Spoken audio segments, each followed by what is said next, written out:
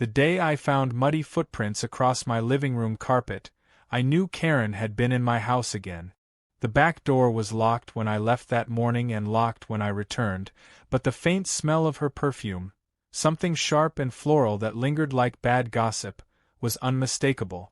I stood in the doorway staring at the trail. Dainty shoe prints across my beige rug, one leading right to the shelf where my late father's watch used to sit.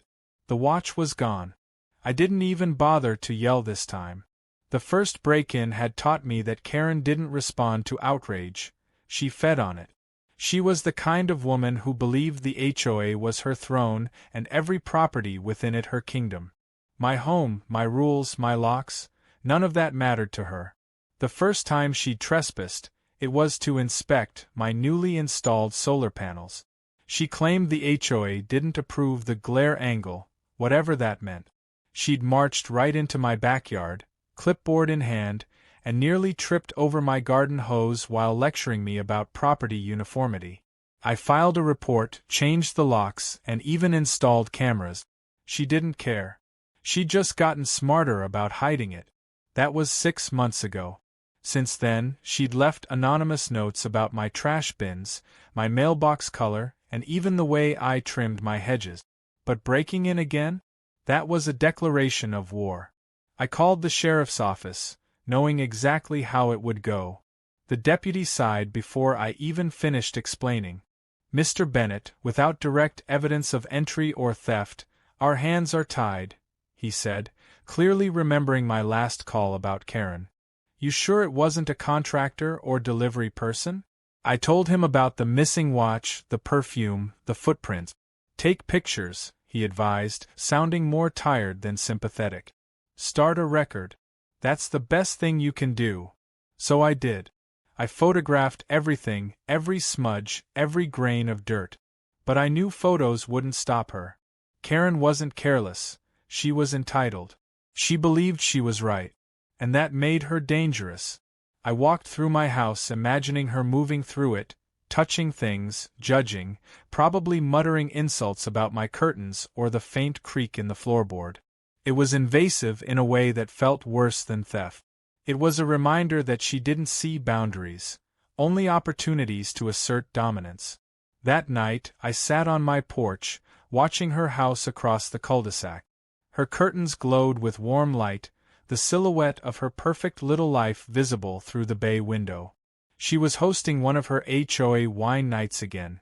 5 women in pastel cardigans gossiping over stemless glasses, pretending they ran the world. Every laugh echoed like an insult. I should have been furious, but instead, I started to smile. The idea hit me like static. If she wanted to keep invading my space, maybe I'd make it memorable next time. The plan began as a joke. I was sanding an old cabinet door when the can of blue paint caught my eye, leftover from when I repainted my porch railings. Vivid cobalt, thick, almost glossy when dry. I pictured her pushing open my door, smug as ever, and her manicured hand landing right on it. One perfect blue palm print. Then another. It was petty. Ridiculous. Perfect. I spent the next day preparing. I unscrewed the inner knob of the back door, and rigged a thin plastic liner under the latch, coating the area beneath it with paint that wouldn't dry too fast. I tested it with a spare glove. One pull, and it transferred beautifully. Then I cleaned every trace of my setup, reset the door, and waited. It wasn't about revenge, not yet. It was about proof. I needed undeniable evidence she'd been inside. The blue paint would tell the truth better than any camera could. 3 days passed with no incident. I almost thought she'd moved on, maybe harassing someone else over their mailbox height. But on the 4th afternoon, as I was cleaning my truck, I saw her circling my property again, pretending to measure something near the curb. Clipboard, pen, sunglasses, the Karen uniform. She spotted me and waved, all fake sweetness. "Afternoon, Mr. Bennett. You still planning to trim those hedges back? HOA prefers a cleaner sightline from the street." I smiled back and said nothing.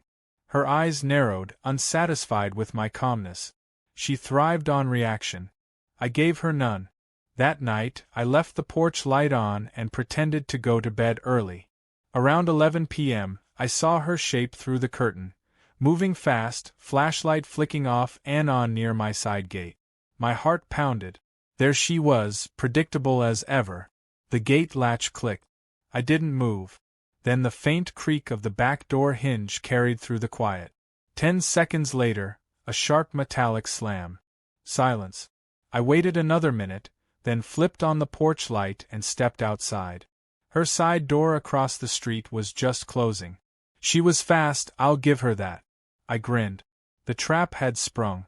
Morning came bright and early, and the neighborhood was alive with the kind of quiet drama only an HOA can produce. I took my time, made coffee, read the paper, stepped outside casually. Karen's pristine white SUV was parked in her driveway. I could see her in the driver's seat, hands gripping the wheel. And those hands, oh, those hands, were a glorious shade of cobalt blue. Even from 50 feet away I could tell. It wasn't just her palms either. Smudges streaked across her cheek, her blouse, even a lock of her perfect hair. She froze when she saw me. I gave her a cheerful wave. Her jaw tightened. Then she peeled out of her driveway so fast she nearly took out her own mailbox. I laughed so hard I nearly spilled my coffee. By noon, I got the HOA email. Reminder to all residents, it began, that vandalism and paint traps constitute a serious violation of community safety standards. Of course, she'd gone straight to the board. Of course, they'd believe her. What they didn't realize was that my door still bore a perfect blue handprint, hers. And I had photos this time. Crystal clear. When I sent the images to the sheriff's office, I didn't expect much. But the deputy called back within hours. "Mr. Bennett, looks like your neighbor made quite a mess of herself," he said, trying not to laugh. "We'll have a talk with her. You might finally get that restraining order approved." Karen's version of events was predictable.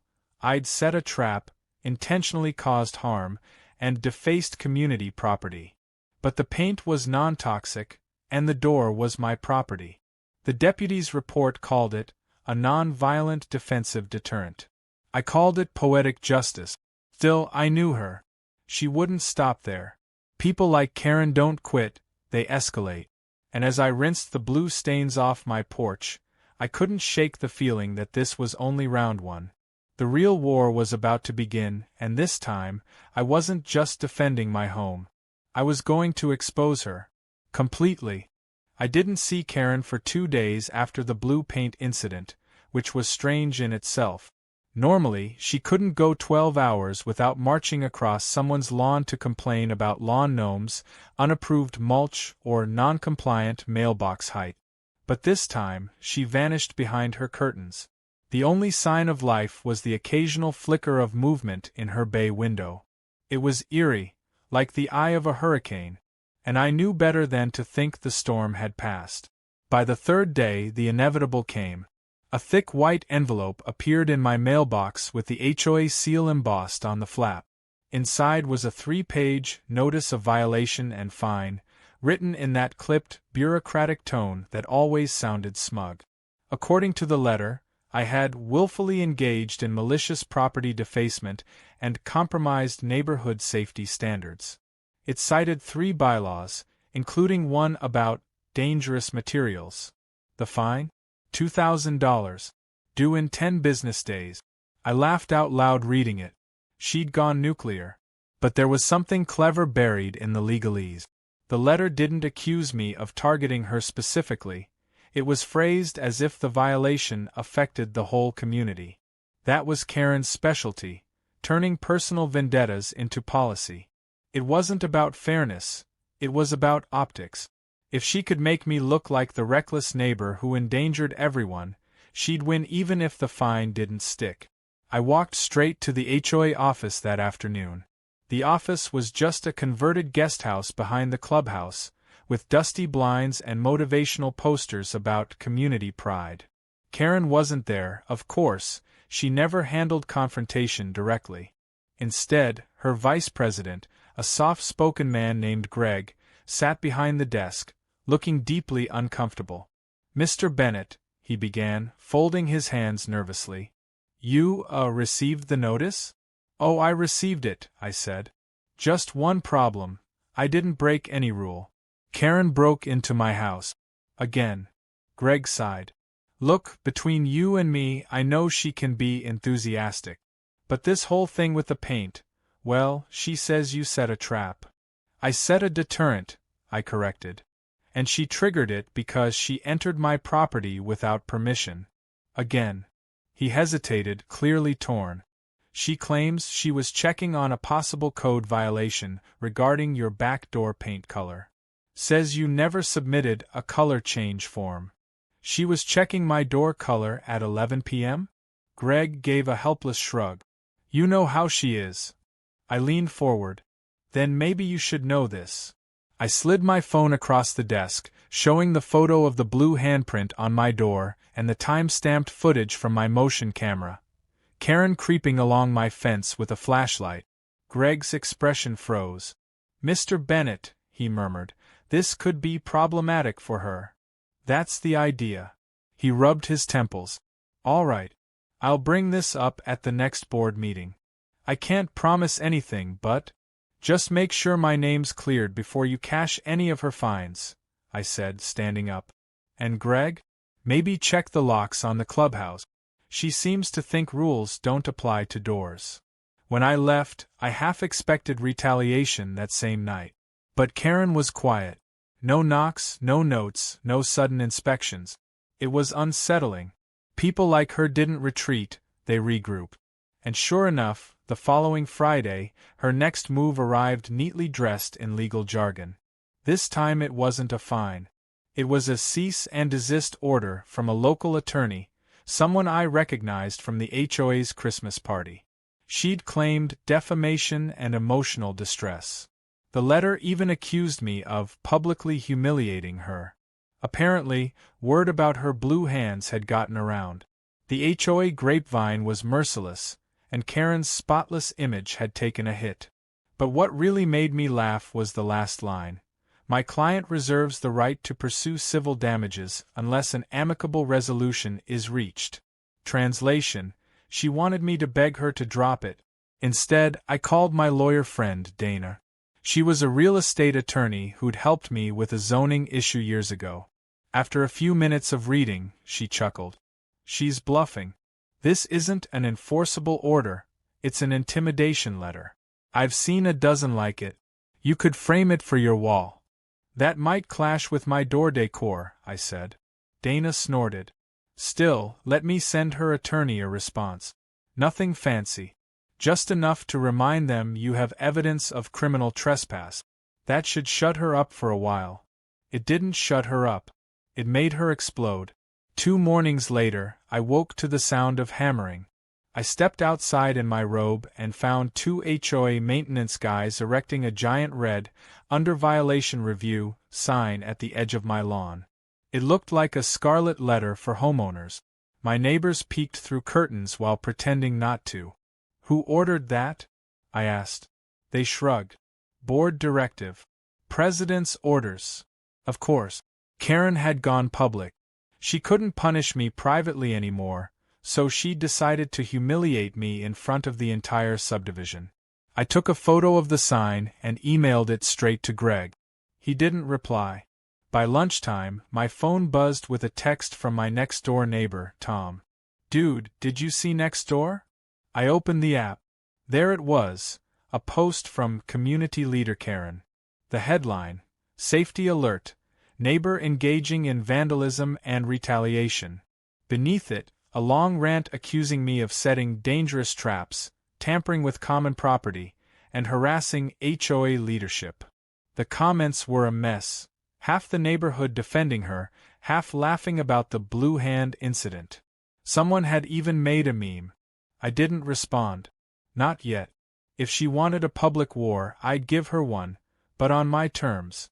That weekend, I hosted a barbecue. Nothing huge, just a few friends, my brother and Tom. We set up lawn chairs, music, and an obnoxiously large cooler right by the violation sign. When people passed by, I greeted them with cheerful hospitality. Hot dog? Oh, don't mind the sign. It's decorative now. The laughter spread faster than the smell of grilled ribs. By dusk, the sign had become a joke. Karen's window blinds quivered all evening, her outline visible behind them like a ghost haunting her own narrative. 3 days after the Red Hand incident, the neighborhood felt off. Too quiet, like the air before a thunderstorm. Karen's house sat with its blinds drawn and her car missing from the driveway, but every so often, I'd catch one of her cronies from the HOA board, usually Nancy or that jittery retiree Phil, lingering a little too long near my property.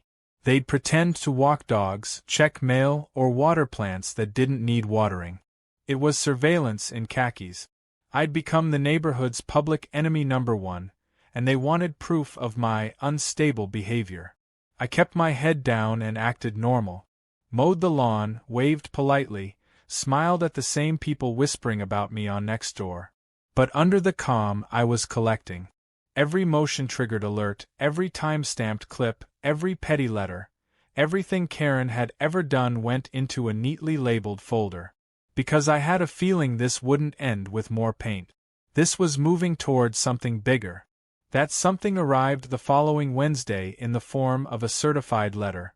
Notice of Foreclosure Action Review. I actually laughed out loud when I saw it. According to the HOA, I was now delinquent on community dues because of the unpaid violation fine. They claimed that, under Bylaw 14C, they could begin foreclosure proceedings if the amount wasn't resolved within 30 days. $2,000, and she was trying to take my house. It wasn't even about money anymore. It was control. I called Greg. His voice cracked before I finished explaining. She filed that without a board vote, he said. I swear, we didn't approve any foreclosure action. She's using the HOA lawyer like it's her personal hitman. Then stop her, I said. I'm trying, but she's got 2 proxies backing her. Technically she has a majority until the next election cycle. And she's saying you're a safety risk to the community.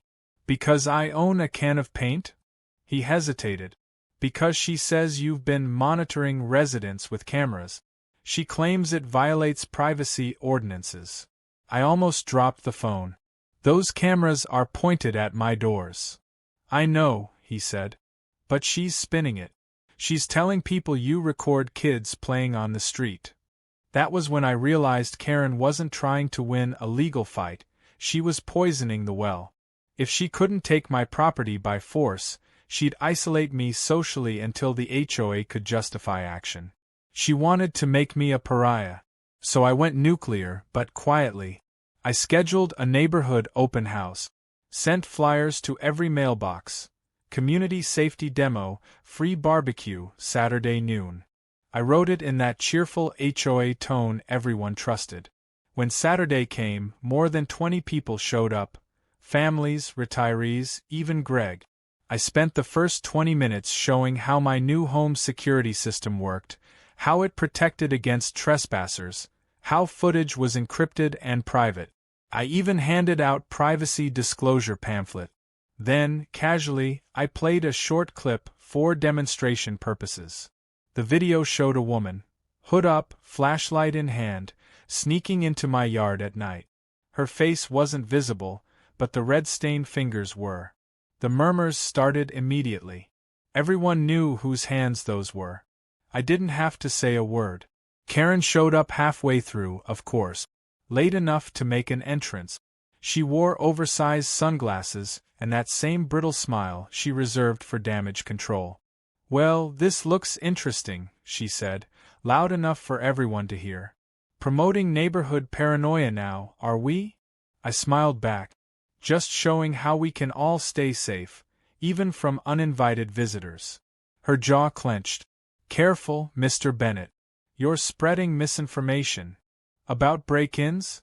About people's reputations. I turned to the crowd. If anyone feels I've misrepresented them, they're welcome to explain what they were doing on my property at midnight. The silence that followed was exquisite.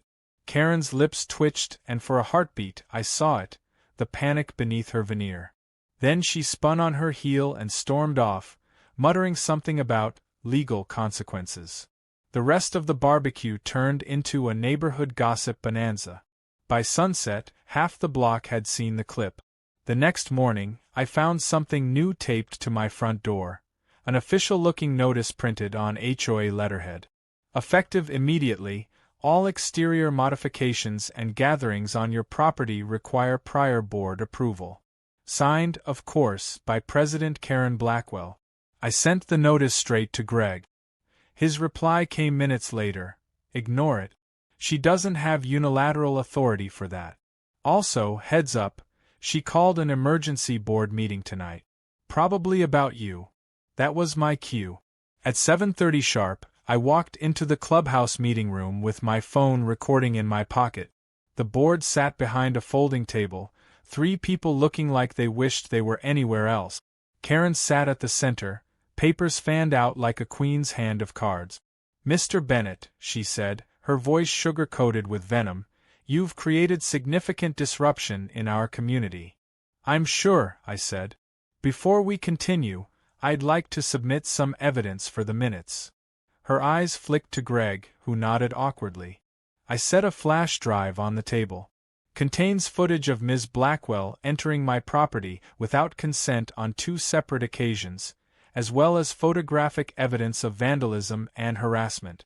I've also included a copy of her falsified violation letter. Karen's composure cracked for a split second. "That's a serious accusation." "So is trespassing." The room buzzed. Phil cleared his throat. "Perhaps we should, review this privately." "I think the whole board deserves transparency," I interrupted. "After all, Karen's been very transparent about me on Nextdoor." Karen slammed her hand on the table. "Enough. You've been antagonizing this community for months. You think you're some kind of victim, but you've harassed our leadership, spread rumors, and staged stunts to humiliate me personally." "Staged," I said. "You broke into my home twice." "Lies." "Your blue and red hands disagree." The room went dead silent. Then Greg, bless his spineless heart, quietly said, "We'll, need to postpone any foreclosure discussion until this is reviewed." Karen stared at him like she could set him on fire. I smiled and walked out before she could recover. By the next morning, half the neighborhood had heard about the meeting. Someone had leaked it, probably Greg, and the gossip mill was merciless. The memes resurfaced, the jokes multiplied, and for the first time since moving there, people were openly mocking Karen. Her power depended on fear, and fear was evaporating fast. But just when I thought the storm might finally be over, something happened that made even me doubt how far she'd go. It was around midnight when the banging started. 3 sharp, heavy knocks on my door. I grabbed my phone, ready to record, and opened it to find 2 sheriff's deputies on the porch. "Evening, Mr. Bennett," one said. "We received a noise complaint and a report of possible domestic disturbance." "What?" Caller stated she heard shouting, possible breaking glass. Claimed she saw movement through the blinds. "There's no one else here," I said. "You can check." They did. Walked through the house, saw nothing but my cat and a half-finished woodworking project. One of them frowned. "We've had a few of these from your address lately, always anonymous. Any idea who might be making them?" I didn't even have to answer. They both knew. The senior deputy sighed. "We'll mark it as false. But you might want to consider filing a harassment complaint." When they left, I stood on the porch looking across the street. Karen's lights were off, but I could see the faint glow of her phone screen behind the curtains. She was watching. Recording, probably. Waiting for me to react. I didn't give her the satisfaction. I just raised my coffee mug, cold but symbolic, and saluted her silhouette before going back inside. The next day, I filed a harassment complaint, and this time I attached everything. The videos, the photos, the false notices, even screenshots of her Nextdoor post. Dana helped me word it cleanly. No emotion, no exaggeration, just fact. The deputy who took the report recognized my name immediately. "You again," he said, smiling faintly. I was wondering when you'd finally pull the trigger on this. The paperwork was barely dry when Greg called. His voice sounded almost giddy. You won't believe this, he said. Karen's been suspended from the board. Temporarily, but still. The county got wind of your report and apparently, she's under investigation for misuse of HOA funds. Something about private legal fees. I sat back in my chair, stunned. You're kidding. Wish I was. She charged her lawyer's bill to the community fund. The treasurer caught it. She's furious. Karen's trying to claim it was for board protection. I couldn't help laughing. Guess the law finally hit her where it hurts. But victory didn't feel like I expected. The adrenaline faded, replaced by an uneasy calm. Karen had lost power, but not pride. And people like her, people who built their entire identity around control, don't vanish quietly. That night, I walked the perimeter of my house before bed. The crickets were loud, the air still. Everything looked normal. But as I reached the back fence, I noticed something that made my blood run cold. A single smear of fresh paint on the gate latch. Blue this time. She was back. When I saw that smear of blue paint on my back gate, my first thought wasn't fear, it was exhaustion. The same shade, the same glossy cobalt, as if she were taunting me with a callback to round one. I stood there under the porch light, staring at it, and I could practically hear her smug voice in my head. You think you can humiliate me? Let's see who's laughing now. It wasn't just paint, it was a message. She was reminding me that I wasn't done with her yet. I took a photo and went inside, locking the door behind me. Every instinct screamed at me to call the sheriff again, but I didn't. Not yet. She hadn't crossed the line, just brushed against it. That was her specialty, psychological warfare. She wanted me paranoid, pacing, on edge. I wasn't going to give her the pleasure. Instead, I poured myself a drink, sat down at my computer, and started researching. If Karen wanted to play games with the HOA bylaws, then I'd play chess. I spent hours reading through every clause, every procedural note, every loophole buried in that dense legal text. Most homeowners barely skimmed the pamphlet. I read it like a manifesto. And by midnight, I found something. A clause in Section 6.3 stating that any board member who violated community trust or acted in gross misconduct could be removed by special vote if petitioned by 1/3 of the homeowners. It wasn't easy, but it was possible. I drafted a petition. Clean, professional, emotionless. We, the undersigned, call for the removal of HOA President Karen Blackwell for misconduct, harassment, and misuse of community authority. Then I printed 30 copies and spent the weekend knocking on doors. The reactions were mixed. Some neighbors were nervous, whispering about not wanting to get involved. Others were thrilled. The retired couple down the street practically hugged me. She fined us $200 for having a wreath up after New Year's, the husband said. We'll sign twice if you let us. By Sunday night, I had 22 signatures. It wasn't the full third yet, but it was close enough to scare her if word got out. And word did get out. By Monday morning, Karen was back on the offensive. It started with flyers. Dozens of them, slipped under doors, taped to lampposts, pinned to mailboxes. Beware of dishonest neighbors. Protect our community values. She didn't name me directly, but the subtext was clear. Certain individuals were spreading lies and disrupting neighborhood harmony. The best part? Each flyer had the HOA logo, printed in her usual over-the-top font. The same logo she wasn't supposed to use while suspended. I took a few of the flyers and sent them to Greg. His reply came within minutes. She's not supposed to do this. I'm calling an emergency review. But that evening, as the sun dipped low and the neighborhood started winding down, something happened that made my skin crawl. I got home from work to find my backyard gate wide open. The latch wasn't broken this time. It was neatly unhooked, as if someone had been polite enough to close it halfway before changing their mind. And on the ground, near the flower bed, lay a single garden glove. Blue latex. I checked the camera feed. The footage showed the gate opening at 2:37 p.m., broad daylight. Then the feed cut to static for 10 minutes before resuming. Someone had jammed the signal. That wasn't random. That was deliberate. I drove straight to the sheriff's office with the glove in a plastic bag. Deputy Marks, the same one who'd handled the paint incidents, looked up as soon as I walked in. "Let me guess," he said, sighing. "Your favorite neighbor again?" "Signal interference this time," I said. "She's not just sneaking around, she's getting smarter." He rubbed his chin. "Tampering with a security system is a misdemeanor. But without a visual ID, it's circumstantial." I showed him the glove. "Her favorite color. Found it right by my fence." He smiled faintly. "You're building a pretty solid museum exhibit here, Bennett. I'll file the report."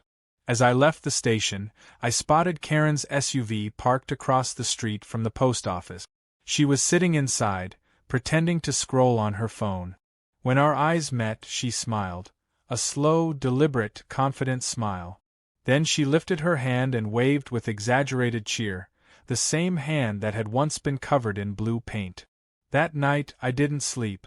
I sat in the dark living room, staring at the faint reflection of my front yard in the window. Every creak of the house made me tense. Around 1 a.m., my motion detector chimed softly. Not the back door this time, the garage. I opened the camera feed and froze. Karen wasn't there. But her son Tyler was. Tyler was 19, lanky, with the same entitled expression his mother wore like armor. He was standing by my driveway, pointing his phone's flashlight at my garage door. At first, I thought he was just snooping, but then he started spraying something. I couldn't see what until the angle shifted. Paint. Red paint. When he was done, he stepped back, admired his handiwork, and jogged off into the dark. By morning, I saw it up close. 3 words, sloppy but legible, dripping down the white door. Liar. Freak. Perv. It wasn't just vandalism, it was defamation. And it was personal. I took photos, printed screenshots, and called the sheriff again. They filed it as criminal mischief and said they'd talk to the family. But I knew how this would go. Karen would claim it was kids being kids. Tyler would get a warning, maybe a community service recommendation, and she'd stand behind him, smiling that same smug smile, claiming victimhood. I wasn't going to let that happen. That evening, I paid a visit to Greg. He opened the door, pale and nervous. "She's furious," he said before I even spoke. "She's been calling every board member all day, saying you're stalking her son. She's deflecting. Again." He nodded. "I know. But she's threatening to sue the HOA for defamation unless we publicly clear her name." "Then you better act fast," I said, handing him a USB drive. Footage from last night. Her son, spray paint in hand. "It's time to stop protecting her." Greg swallowed hard. "You're really pushing this to the edge, you know that? Maybe the edge is where she finally falls." That night, the footage spread. Someone leaked it, probably Greg again, and by morning, the neighborhood Facebook group was on fire. Parents were furious. Even some of her loyal supporters started backing away, leaving awkward "we didn't know" comment. Tyler's name became the new gossip currency. By noon, Karen came storming to my door. Not sneaking, not whispering, storming. She pounded on it hard enough to rattle the frame. I opened it halfway, phone recording in plain view. "You're destroying my family," she shouted. "You had no right to post that." "I didn't post anything," I said calmly. "But it's interesting that you assume I did.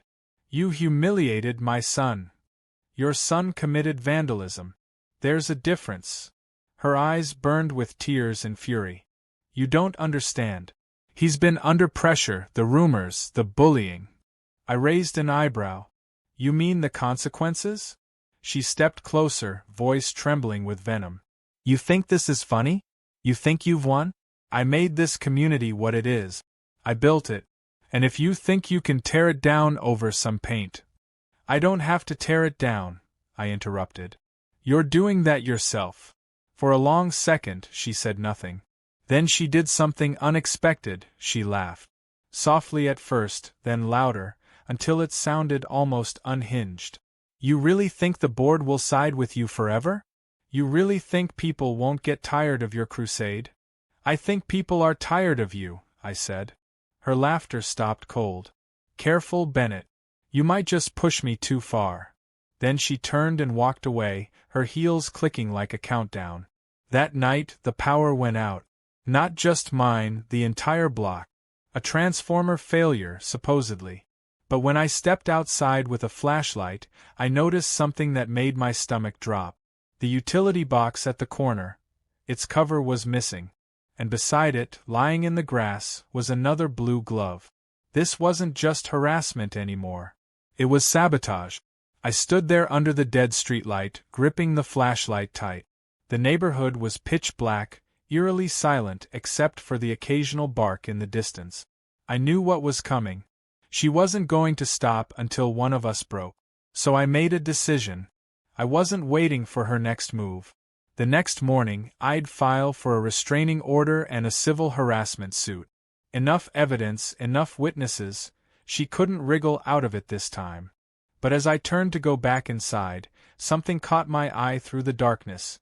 A faint glow from Karen's porch light flickering on. She was standing there, staring straight at me, perfectly still.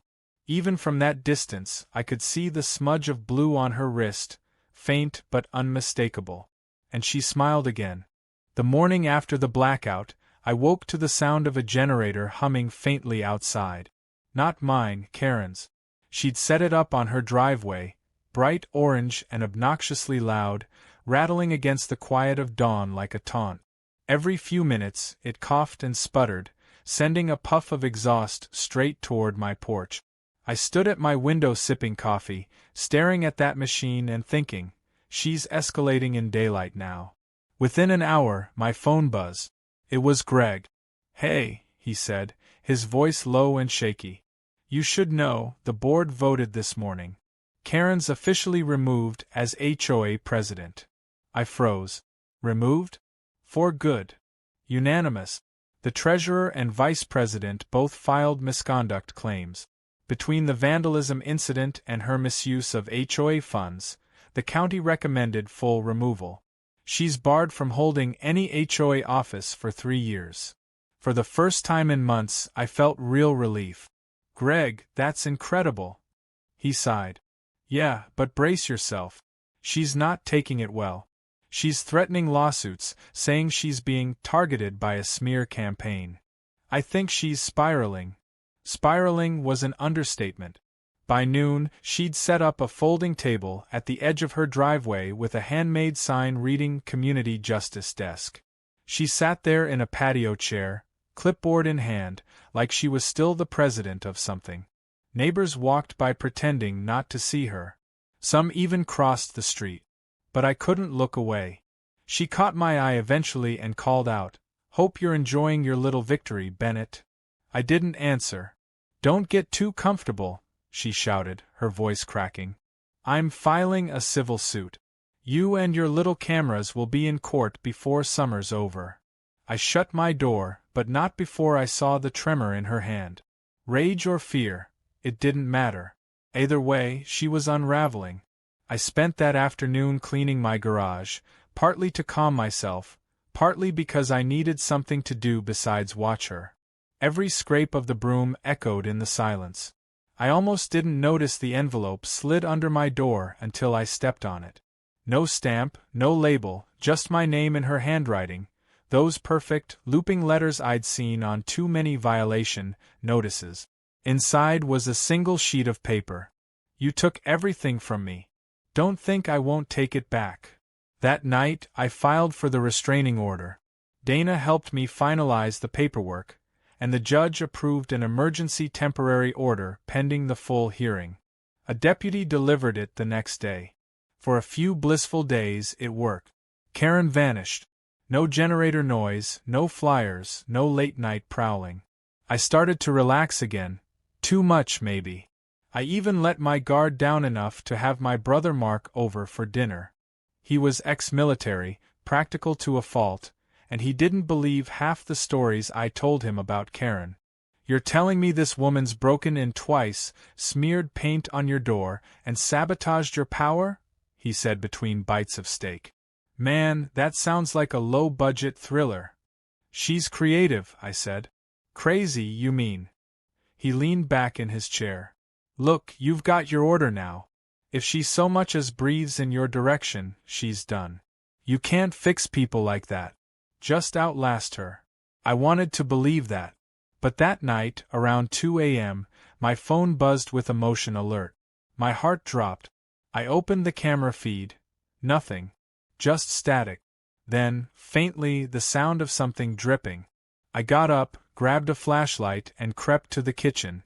The back door looked fine, but when I opened it, I froze. Blue paint, again, this time poured across the entire porch like a glossy puddle.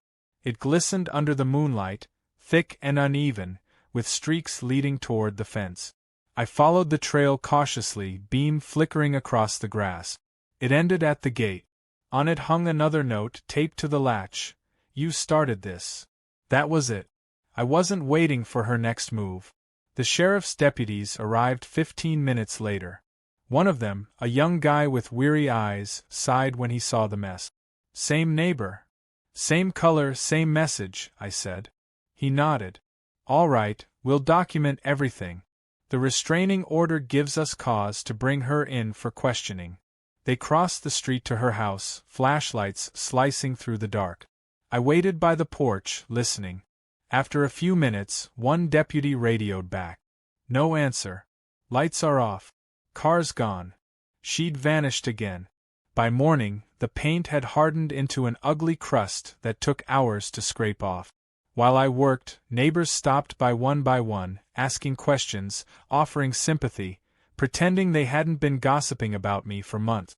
But one person's reaction stood out. Nancy, one of Karen's former allies, lingered longer than most. "She's been acting strange," Nancy said quietly.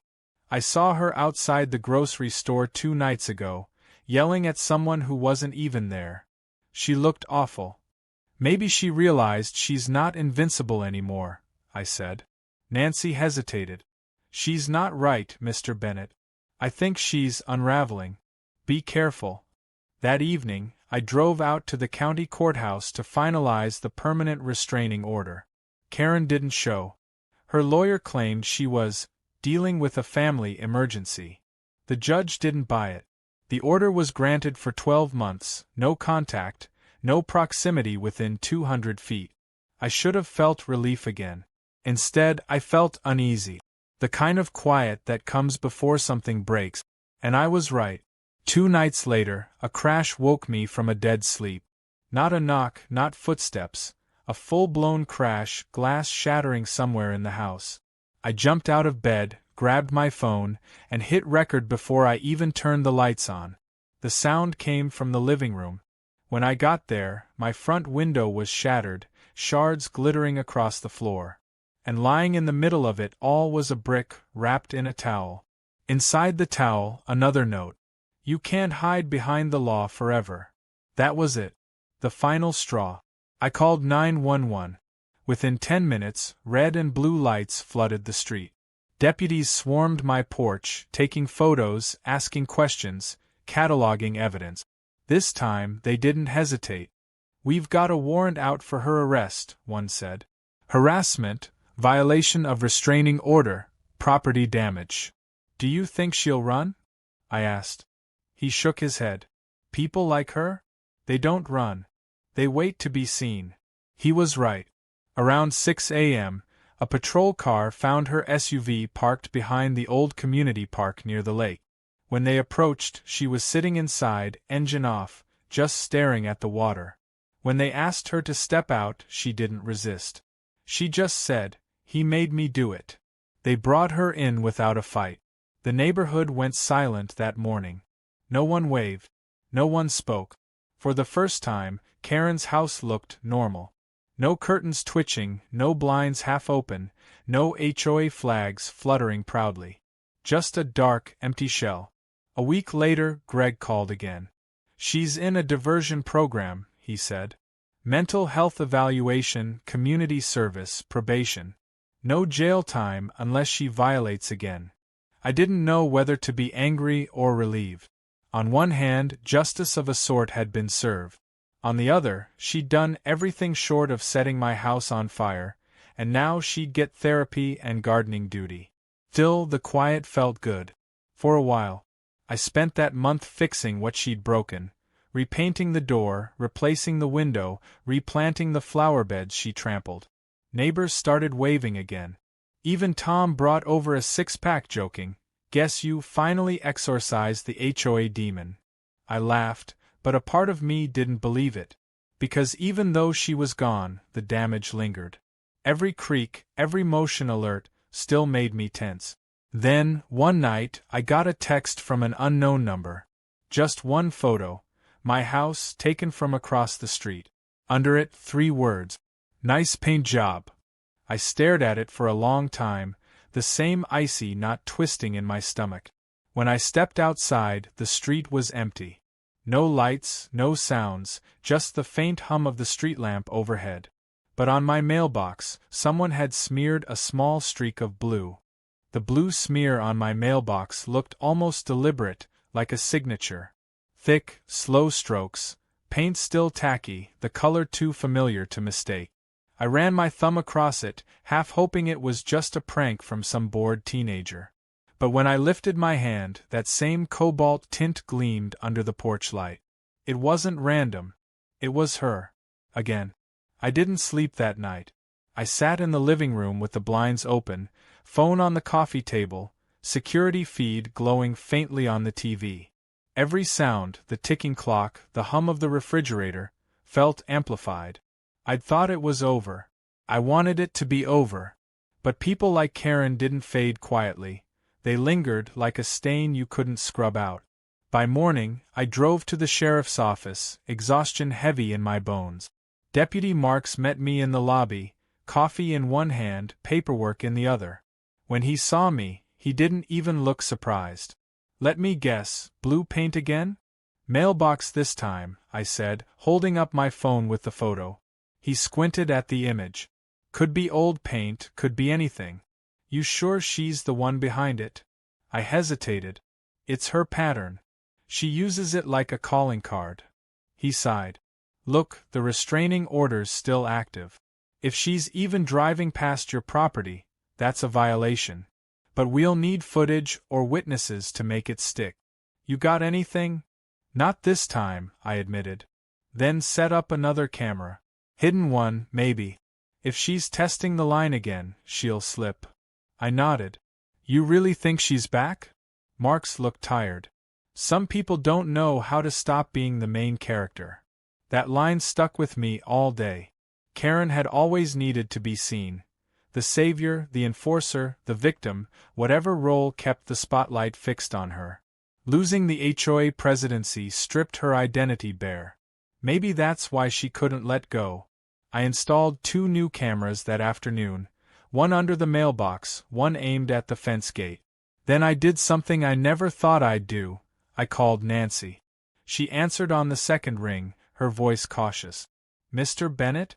Everything okay?" "I'm not sure," I said. "You were right about her unraveling. She's back." A pause.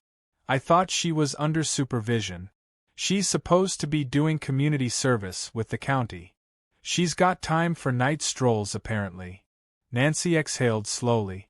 "You know, I probably shouldn't say this, but I saw her 2 days ago at the craft store. She was buying paint. Blue paint. That confirmed it. Do you remember which brand? Something industrial. The kind people use for furniture or signs. She said it was for a community project, but there's no project anymore." My pulse quickened. She was planning something bigger. That night, the cameras went up, the alerts calibrated, the floodlights checked. I even rigged my phone to blare a siren if motion was detected after midnight. I told myself I was ready.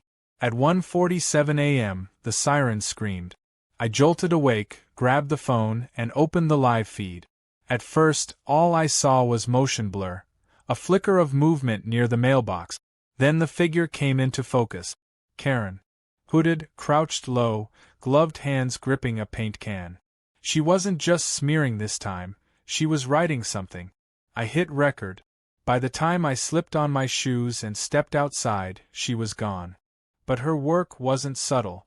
Across my driveway, in looping blue letters that gleamed wet under the porch light, she'd written, "See you in court." I took photos from every angle, then called 911. When the deputies arrived, the evidence was still dripping. They reviewed the footage, recognized her instantly, and radioed her address. She wasn't there. Instead, they found her SUV parked near the cul-de-sac entrance, engine running, headlights off. Inside, the passenger seat was covered in paint cans, brushes, and printed photos of me. Dozens of them. Screenshots from neighborhood gatherings, stills from my own security footage, even pictures of me mowing the lawn. She'd been collecting them, watching me. When the deputies showed me, I felt my stomach turn. "She's been photographing me for weeks," I said. "She's obsessed," one deputy muttered. By sunrise, they'd taken her in again, violation of restraining order, stalking, vandalism. I gave my statement and finally crashed on the couch, feeling like the nightmare might finally, actually, be over. But it wasn't. 2 days later, I got a call from Dana. "You're not going to like this," she said. "Karen's attorneys pushing for a competency hearing. They're arguing diminished responsibility, mental breakdown, temporary psychosis, the works. They'll probably get her transferred to evaluation instead of jail. She gets to vandalize my house and then claim she's sick? That's how it works, unfortunately. And if she plays it right, she'll be out again in a month." The words sat like stones in my chest. A month. I couldn't live another 30 days looking over my shoulder. That night, I went through every video clip, every police report, every scrap of evidence I'd saved. My living room looked like a detective's wall, screens glowing, documents stacked, timestamps highlighted. And as I stared at it all, something struck me. Every incident, the paint, the flyers, the blackout, had one thing in common: proximity. She only struck when she could get close enough unnoticed. So what if she couldn't? I called a contractor the next morning. "I need a new fence," I said. 8 feet high, reinforced panels, motion lights built in. The guy whistled. "Planning for a siege?" "Just peace of mind," I said. By the end of the week, the fence was up. Clean, tall, almost fortress-like. For the first time since moving in, I felt safe. But safety, I learned, is fragile. On the 4th night after installation, my motion sensor tripped again. My heart jumped, but when I checked the feed, I didn't see Karen. I saw smoke. Thick, rolling smoke rising from the corner of my yard. I ran outside barefoot, heart pounding. Someone had tossed a flare over the fence. It was sputtering near the mulch, flames licking at the dry wood. I grabbed the hose and doused it before it could spread, coughing through the haze. When it was out, I found the flare's casing still warm in the grass. The initials KB were scratched into the side with something sharp. That was her message. She didn't need to be seen to be dangerous anymore. I sent everything to Dana and the sheriff's department. They added arson attempt to her growing list of charges. This time, the judge revoked her release privileges. She was committed for full psychiatric evaluation pending trial. The following morning, Greg showed up unannounced. He looked older, worn down by the months of chaos. "I just came to tell you," he said quietly. "The HOA voted to dissolve." I blinked. "Dissolve? As in gone?" "Gone," he said. "After everything that's happened, no one wants to be part of it. We'll transition to county management by the end of the quarter. No more board, no more president, no more fines." I laughed. Really laughed, for the first time in months. The monster that ruled our little world had eaten itself. But even as the laughter faded, a small, uneasy thought lingered. Karen might have lost the HOA, her house, her sanity, but people like her don't just stop. They wait. They stew. They find new ways to rewrite the story so they're still the hero. I found that out a week later. A thick envelope arrived in my mail, postmarked from a mental health facility 1 county over. Inside was a letter, handwritten, blue ink bleeding slightly on the page. Dear Mr. Bennett, they say I'm sick. Maybe I am. Maybe you made me that way. You think you won, but you don't understand. The rules still matter. Order matters. Someone has to protect this neighborhood from people like you. If you think you're safe behind your big new fence, you're not. Rules don't end. They just wait to be enforced again. K. I read it twice before realizing my hands were shaking. The deputies logged it as part of her file, and they assured me she had no release date set. But that didn't comfort me much. A month passed. The paint faded from the pavement, the gossip died down, and the fence started feeling less like a wall and more like part of home. Life, in its quiet, cautious way, resumed. Until last night. I came home late, headlights sweeping across the gate. And for a second, just a split second, I saw something flash in the reflection. A streak of blue, glistening faintly on the wood. When I stepped closer, it wasn't paint this time. It was chalk. Childlike, messy, uneven. But the message was clear. Welcome back, neighbor.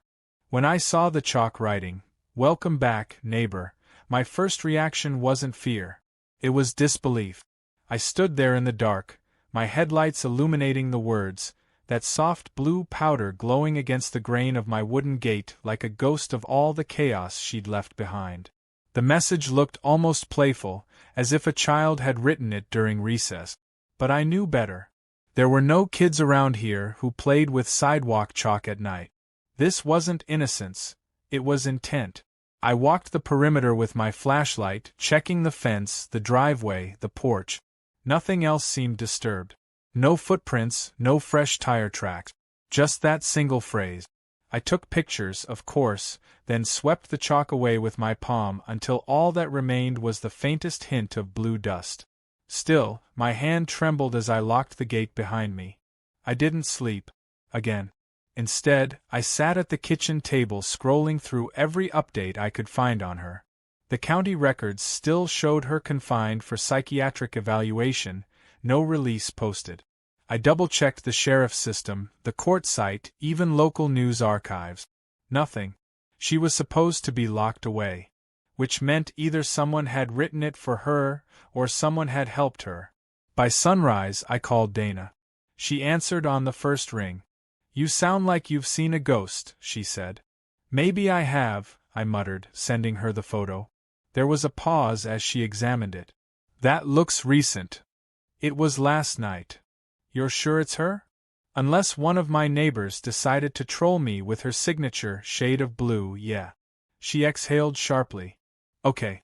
I'll contact the clerk's office to verify her status. It's possible she's been transferred or evaluated out. Sometimes they release patients under supervision without notice. That sounds comforting, I said flatly. Don't do anything rash, all right? Let's get confirmation before we assume the worst. But I didn't wait. I drove straight to the county facility myself. The receptionist behind the plexiglass window glanced up when I approached. Hi, I said, voice tight. I'm checking on a patient, Karen Blackwell. Her eyes flickered toward the monitor, then back to me. Sir, we can't release information about current or former patients. I just need to know if she's still here. I'm sorry, Please, I interrupted. She's dangerous. I need to know if she's out. The woman hesitated, glancing toward the hallway. Then, in a low voice, she said, discharged 3 days ago. Conditional outpatient release. That's all I can tell you. I felt the blood drain from my face.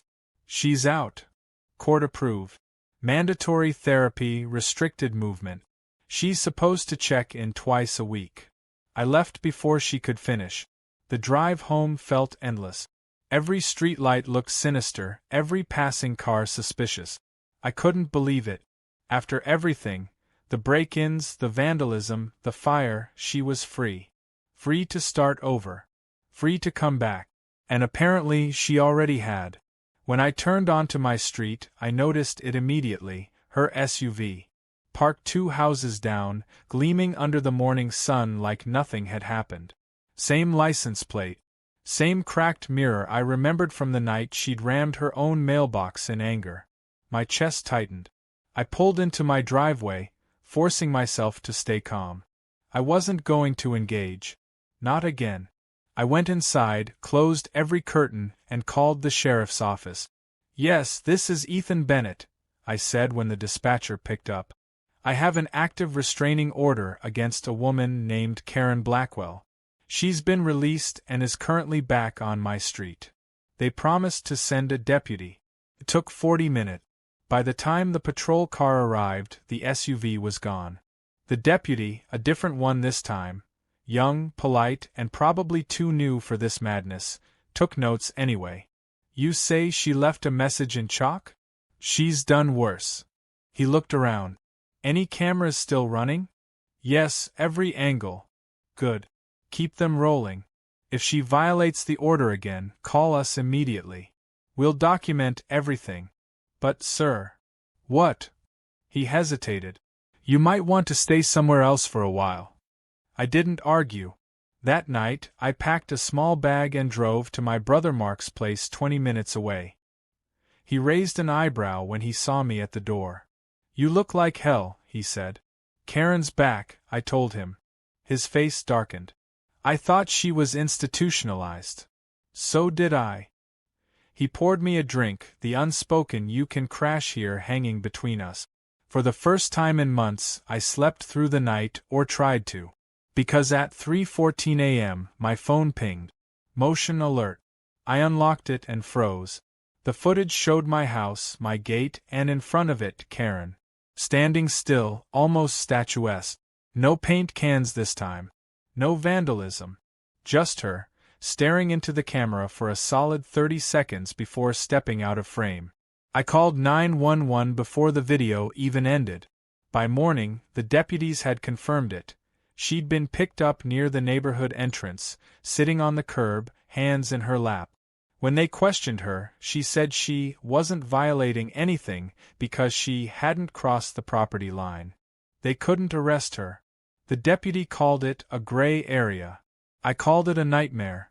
That day, I decided to end it once and for all, legally, publicly, and completely.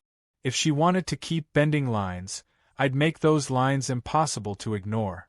I filed for an injunction and a civil lawsuit simultaneously: stalking, emotional distress, property damage. Dana helped me organize every shred of evidence. The paint, the footage, the notes, even the chalk dust I'd swept into a bag. The case was airtight. The court date came 2 weeks later. When she walked into that courtroom, she looked nothing like the pristine, power-suited woman I remembered. Her hair was unkempt, her clothes mismatched, her hands trembling slightly as she clutched a folder. But her eyes were the same, cold, calculating, convinced she was the victim in all of this. Her lawyer started with sympathy. "Ms. Blackwell has endured emotional hardship due to repeated provocation," he said. "My client's actions were misguided attempts to restore her peace of mind." I almost laughed out loud. Peace of mind? She broke into my house. She painted threats on my driveway. Karen interrupted, voice sharp. "Because you pushed me. You turned the whole neighborhood against me. You humiliated me." The judge banged the gavel. "Ms. Blackwell, you'll have your turn." But she didn't stop. "He recorded me. He provoked me. He made me look crazy." I stayed quiet. Let her unravel. Let her show them who she really was. By the end of the hearing, even her lawyer looked defeated. The restraining order was extended to 5 years, the civil suit moved forward, and she was ordered to undergo mandatory inpatient treatment pending the verdict. She was led out in handcuffs, shouting my name like a curse. Should have felt victorious. I didn't. I just felt empty. A month later, I sold the house. I told the neighbors I needed a fresh start, but really, I just wanted distance. I moved 3 towns over, into a quiet cul-de-sac with no HOA, no committees, no nosy neighbors. My new backyard overlooked a small patch of woods, The kind where the silence felt peaceful, not watchful. For a while, life went back to normal. I changed my number, updated my address, deleted every neighborhood app from my phone. I even started sleeping again, until one rainy evening, about 6 months later. I came home from work, headlights cutting through the drizzle.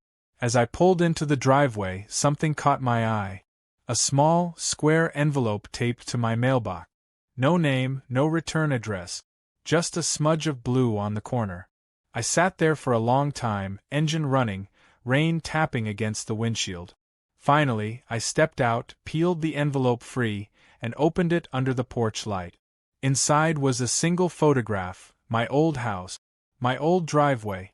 The words, "Welcome back, neighbor," written in chalk. On the back, in shaky handwriting, it read, "You didn't think I'd forget, did you?" That was the last night I ever slept in that house. I packed by dawn, left before sunrise, and never looked back. Somewhere out there, Karen still exists, in some facility, or maybe not. I'll probably never know for sure. But every time I see a streak of blue paint, even years later, a mailbox chipped, a curb marked, a door freshly brushed, I feel that same old chill crawl up my spine. Because if I've learned anything, it's that some people don't just want control. They want permanence. They want to leave a mark. One you can scrub and sand and repaint 100 times but never really erase. And sometimes, when the night is quiet and the lights flicker just right, I could swear I still hear her voice whispering from memory, smug and certain, like the echo of a rulebook no one asked for. "You started this.